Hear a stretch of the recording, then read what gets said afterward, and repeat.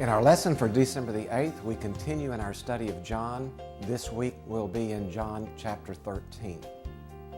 I don't know if there's a more dynamic, dramatic, interesting chapter in the Gospel of John than in John chapter 13.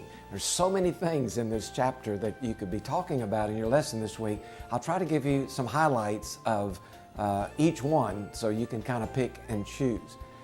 This is the shadow of the end of Jesus' life, and he's doing everything he can to try to prepare the disciples for what lies ahead. Not just by what he says, but also by what he does.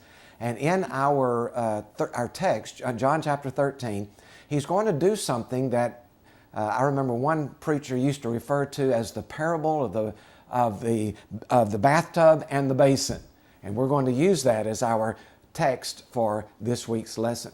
Now, the actual event of washing the disciples' feet is not in our primary text, but we need to look at it for a moment because it sets the stage for the rest of the things we'll be talking about.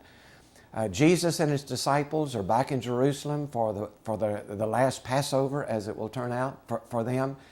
And in that day, of course, people walked around on the sandy roads of Palestine with sandals, which was nothing more than a piece of leather with strips of leather tying that to their feet. So obviously their feet would get very dirty as they moved around.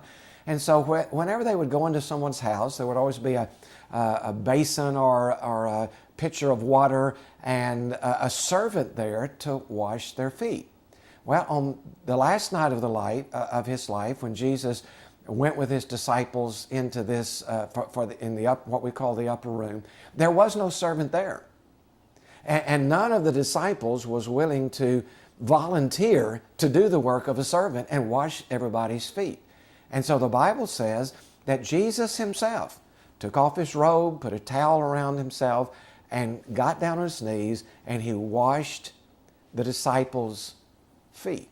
And if you look in our text at verse 4 of chapter 13, it says that verse 15, or verse 4, it says that he laid aside his garments. And it's the same term that was used back in John 10:15 when Jesus says, I will lay down my life. In other words, it's a word that means a deliberate, intentional action. So Jesus deliberately, intentionally set aside his garments so that he could get down on his feet and do the work of the servant and wash the disciples' feet. And after he had finished that, he sat down, and verse 15, he says, I have given you an example that you should do as I have done.